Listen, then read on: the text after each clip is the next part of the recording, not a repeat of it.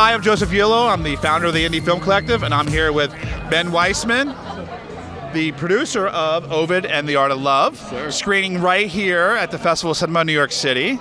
We're at Age at the first opening night after party, and Ovid premieres next Saturday, the 10th, August 10th. That's right. So can you tell us a little bit about the film? Sure. So Ovid and the Art of Love, it's based on the life of the ancient Roman poet Ovid, told through the eyes of a teenager living in modern-day Detroit. He's learning about Ovid in school, and he imagines Ovid's world come to life around him. And that must be such a great concept, especially around love and a teenager. Yeah, well, it is. And the thing about Ovid's world, Ovid was, lived 2,000 years ago, and if you think about Ovid's life, Ovid's world, he was a poet. He was the star of his day in many regards. So just the way we look at musicians, rap, hip hop artists today, Ovid's poetry was what the masses they loved, they gravitated to.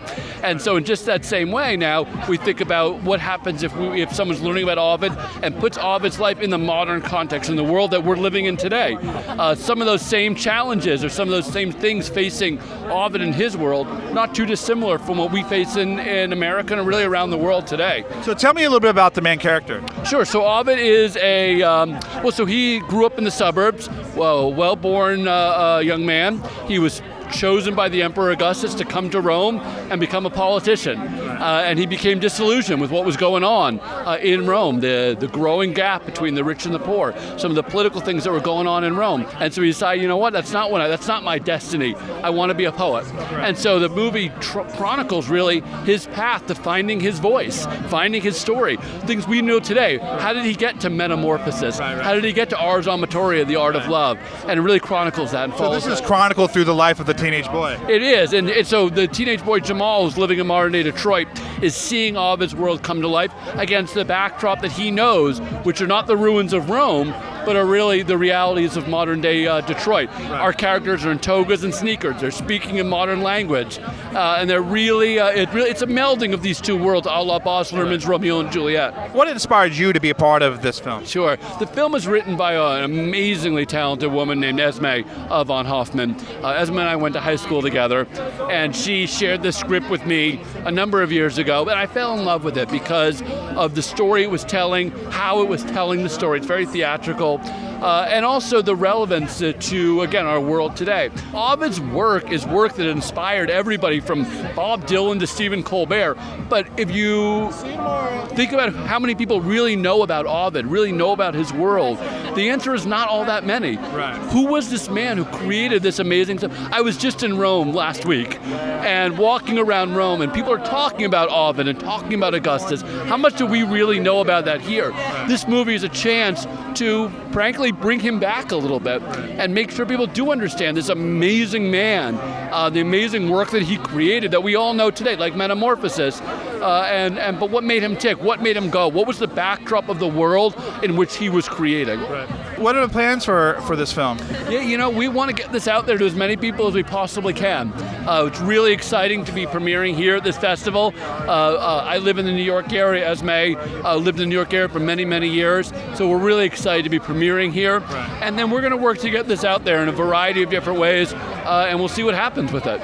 Is there any place online where they can get more information about the screenings? Absolutely. So if you visit ovidandtheartoflove.com, like all good modern things, we have a website. Yeah.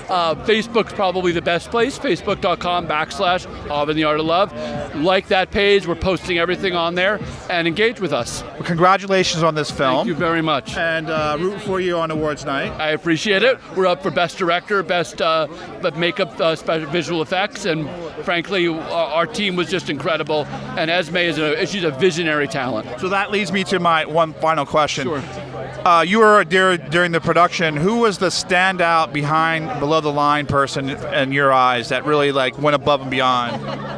Besides me, you mean? Besides you. Yeah. Okay, of course. Well, you're above the line. I guess that's true. Yeah. It was a whole team effort. I know that's a cop-out answer, but it really was this whole team effort. I'm thinking about people who we were filming in abandoned churches, and so we had our grips who were fashioning the equipment in a way that was going to be obviously safe for the whole crew, but also in a way that was going to help us really tell this story. Our locations manager, Dave Krieger, did a phenomenal job finding us different places and getting us different places to shoot. But really, the team effort that everyone put in to make this thing happen. It was a Herculean effort.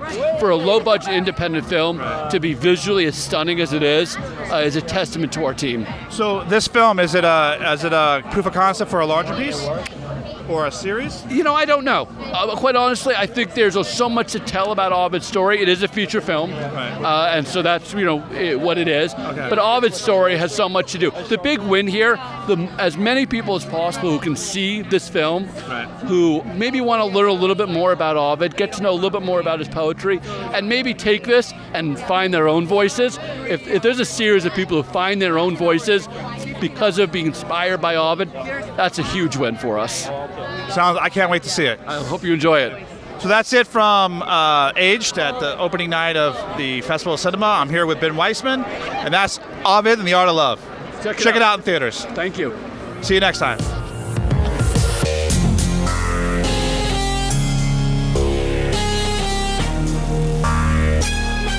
We